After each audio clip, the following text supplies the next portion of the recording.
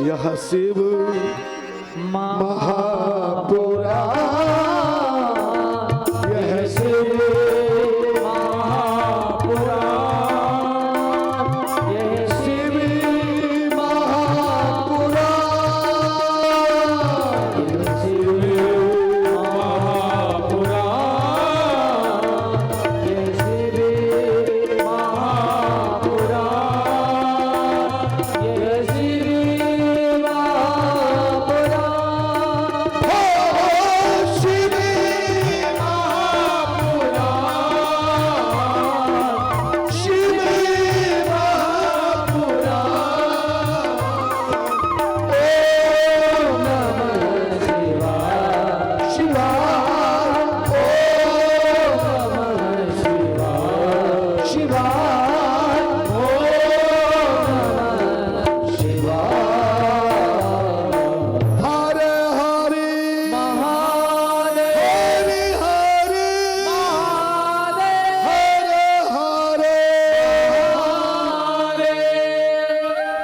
इस तरह प्रदोष का दिन प्रारंभ हुआ और इस तरह महाशिवरात्रि का दिन हुआ।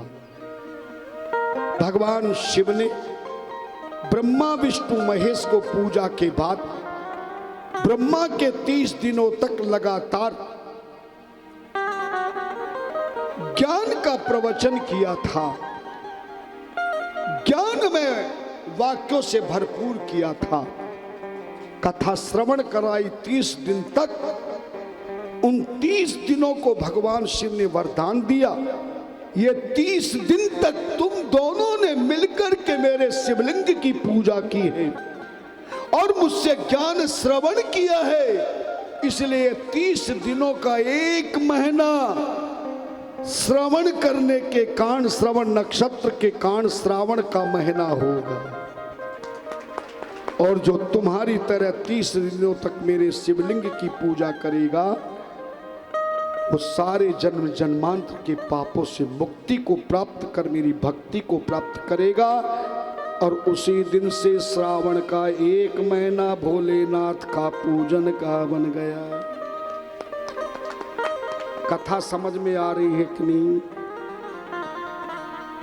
एक अंतिम बात बता दूं, सोमवार का दिन चंद्रमा का वार है, चंद्रमा कलंकी है। आपने कथा सुन रखी है, गौतम ऋषि से कलंकित हुआ था, लेकिन चंद्रमा को भगवान शिव ने ललाट पे भी धारण कर रखा है। और चंद्रमा के वार के दिन शिवलिंग की 7 दिनों की विशेष पूजन होती है, यानी सोमवार के दिन अगर पूजा करोगे तो 7 दिनों की पूजा का फल मिलेगा, और शिवरात्रि के दिन पूजा करोगे तो कितने दिनों का फल मिलेगा? 1 साल। 1 साल का। इस कलंकित चंद्रमा के वार को शिव ने क्यों लिया? ललाट पर चंद्रमा को क्यों धारण किया? सब हाथ जोड़े, सिर पर सौभाग्यवती नारियां पल्ला रखें, जो भी तुम्हारी कामना हो मन में विचार कर लेना, हर कामना पूर्ण होगी। मैं वही सुनाऊंगा, उसी में समय लगाऊंगा जो आज तक तुम्हें सुनाया नहीं। सोमवार की पूजा तो सब लोग करते हैं, सोमवार की कथा भी सुनते हो, मगर आज तक पता नहीं कि सोमवार चंद्रमा के वार को भगवान शिव ने अपना वार क्यों बनाया, चंद्रमा को ललाट पर क्यों धारण किया। सुनना चाहते हो ना? ध्यान देना। आपने भागवत में कथा सुनी होगी, जब समुद्र मंथन हुआ, सुमेरु पर्वत की मथानी बनाई गई, वासुकी नाग की रस्सी बनाई गई, देवता और राक्षसों में तय हुआ था अमृत आधा आधा लेंगे। 14 रत्न मिले, निकले, सब बांट दिए। जहर निकला तो शिवजी ने पी लिया, लेकिन जब अमृत लेकर भगवान विष्णु धन्वंतरी रूप में प्रकट हुए, वो धनतेरस का दिन था, दिवाली के 2 दिन पहले का दिन था। उस अमृत को राक्षसों को ना मिले, तय किया गया कि विष्णु कोई ऐसा रूप बनाए जिससे राक्षस अमृत भूल जाएं और हम देवताओं को अमृत मिल जाए। तो भगवान विष्णु ने कौन सा रूप बनाया? जानते हो आप, इसीलिए मैंने कथा को 1 सेकंड में कर दी, मगर इसके आगे तुम नहीं जानते हो। मौनी रूप में जब भगवान विष्णु अमृत बांट रहे थे, अचानक राक्षसों में से एक राक्षस की नजर अमृत के कलश पर पड़ गई कि मौनी रूपधारी अमृत देवताओं को पिला रहा है। राक्षस खड़ा हुआ, सूर्य चंद्रमा के बीच में नकली देवता बनकर के अमृत ले लिया, और जैसे उस राक्षस ने अमृत पिया, चंद्रमा ने अमृत के कलश को छीन लिया। सूर्य और गुरु बृहस्पति ने भगवान से कहा, मौनी रूप का त्याग करिए, असली रूप में आकर चक्र सुदर्शन से इस दुष्ट की संहार कीजिए। ये असली देवता नहीं, नकली देवता जिसने अमृत पान कर लिया है। भगवान विष्णु ने चक्र सुदर्शन लिया और वो नकली बने हुए देवता राक्षस का गला काट दिया, गर्दन काट दी। मगर गर्दन कटने के बाद ना गर्दन मरी ना धड़ मरी। क्या कारण है तुम बताओगे? क्योंकि उसने अमृत पी लिया था। भगवान सूर्य ने कटी हुई धड़ के पांव पकड़ के घुमाकर ब्रह्मलोक में भेज दिया। ब्रह्मा जी ने उसको पकड़ लिया, मगर सर किसी के भी हाथ में नहीं लगा। तब ब्रह्मा जी ने दोनों का नामकरण अलग अलग कर दिया। सर का नाम राहु रखा और धड़ का नाम केतु रखा। राहु जैसे ही अमृत के कलश को छीनना चाहता था, गुरु बृहस्पति और सूर्य ने चंद्रमा को आदेश दिया, कुछ भी करना पड़े, कुछ कैसे भी, इस अमृत के कलश को कैलाश पर्वत पर जो जहर पी के शिव जी बेहोश रहे उनको ले जाकर दे देना, तब इसकी रक्षा होगी। चंद्रमा भागा तो सबसे पहले वो नासिक पहुंचा। कौन से राज्य में है नासिक? तुम्हारे महाराष्ट्र में ही है। हमें भी नासिक में त्र्यंबकेश्वर भगवान के सम्मुख शिव महापुराण की 9 दिन की कथा करने का सौभाग्य। बंबई में परम पुण्यात्मा एक माने में बंबई के सीए हैं, उनके परिवार ने बहुत बड़ी कथा कराई। नासिक की गोदावरी नदी में 12 साल तक चंद्रमा जल में छुपा रहा। 12 साल के बाद राहु पहुंच गया, चंद्रमा को खींच लिया। दोनों में झगड़ा हुआ, झगड़े में रगड़ा हुआ, रगड़ा भी तगड़ा हुआ। तभी गुरु बृहस्पति और सूर्य ने आकर छुड़ाया, चंद्रमा को भगाया। चंद्रमा दूसरी बार भागकर पहुंचे उज्जैन मध्य प्रदेश में। क्षिप्रा नदी में 12 साल तक उस अमृत के कुंभ को, कलश को डुबा के रखा। राहु वहां भी पहुंच गया, दोनों में युद्ध हुआ। सूर्य गुरु बृहस्पति ने बचाया, चंद्रमा को भगाया।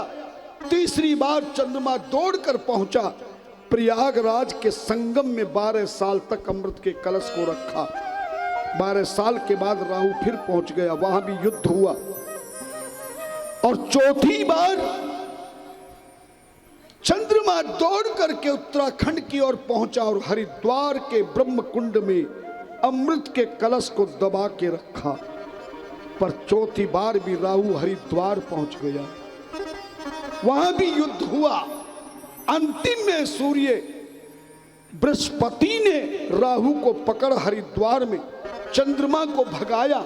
चंद्रमा अमृत का कलश लेकर सीधा उत्तराखंड में कैलाश पर्वत पर पहुंच गया। इन चारों नदियों के जल में आपस में छीना झपटी में अमृत गिर गया। कहां कहां गिरा? नासिक की गोदावरी नदी में, उज्जैन की क्षिप्रा नदी में, त्रिवेणी के संगम में और हरिद्वार के ब्रह्म कुंड में। शिव जी की गोदी में पहुंचा, तभी राहु पहुंच गया। वह चंद्रमा ने कहा, त्राहिमां मेरी रक्षा कर। शिव जी ने कहा, चिंता मत कर, अब तेरा कोई बाल बाका नहीं कर सकता है। राहु ने खूब कहा, पर शिव जी ने कहा, चंद्रमा मेरी शरणागति में आया है। किसी की कोई दुख में शरणागति में चला जाए, शरण में चल जाए, मेरी रक्षा करो, सहायता करो, तो शरणागत की रक्षा करनी चाहिए। सुंदरकांड में तुलसी जी ने कहा, जो शरणागत की रक्षा नहीं करता वो महान पापी होता, जिसके दर्शनों से पाप लगता है। शरणागत कहूं दे तजही, हित अनहित अनुमान, ते नर पावर पाप मह तिन ही बिलोकत आन। तब श्राप दे दिया राहु ने, जब तक ये चंद्रमा तुम्हारी गोदी में रहेगा, शरीर पर रहेगा, मैं कुछ नहीं करूंगा। मगर जब जब भी ये चंद्रमा ही नहीं, ये सूर्य और चंद्रमा जब जब भी पृथ्वी को छुएंगे, पृथ्वी पर आएंगे, तो दोनों को मुझ राहु का ग्रहण लगेगा। ग्रहण मानी खाना लेना। तब शिव जी से कहा, देवता पहुंच गए, सबने प्रार्थना करी, चंद्रमा को शरीर से मत उतारना प्रभु। तब शिव जी ने चंद्रमा को ललाट पे रख लिया, क्योंकि सर पर तो गंगा जी थी, ललाट पे चंद्रमा को रखा। गले में सर्प था, इसलिए कोई जगह और थी नहीं। शशि ललाट रख करके वरदान दिया, आज से तू सदैव मेरे ललाट पर विराजमान होगा। देवताओं ने कहा, महाराज इसलिए अमृत के कलश की रक्षा की है। 4 तीर्थ नदियों में कलश कुंभ रखा है। शिव जी ने 2 वरदान दिए, जिन 4 पवित्र नदियों के जल में अमृत गिला है, 12 साल तक तो वो अमृत पाताल में रहेगा, मगर 12 साल के बाद वो अमृत 1 महीने के लिए उस तीर्थ नदी के जल में हमेशा बहता रहेगा। और जिन 4 नदियों में 12 साल के बाद 1 महीने में स्नान करेगा, वो अमृत कुंभ का स्नान कहलाएगा। उसी दिन से वरदान मिल गया, चारों में कुंभ भरता है। आखिर में वरदान दिया, चंद्रमा तूने अमृत के कलश की रक्षा की है, इसलिए जाओ मैं तुम्हें वरदान देता हूं, तुम्हारा जो वार होगा वो 7 वारों में सबसे बड़ा वार कहलाएगा। 7 वारों में तुम्हारे वार के दिन जो मेरे शिवलिंग की पूजा करेगा, व्रत करेगा, वो 7 वारों के पूजा व्रत के बराबर फल प्रदान होगा।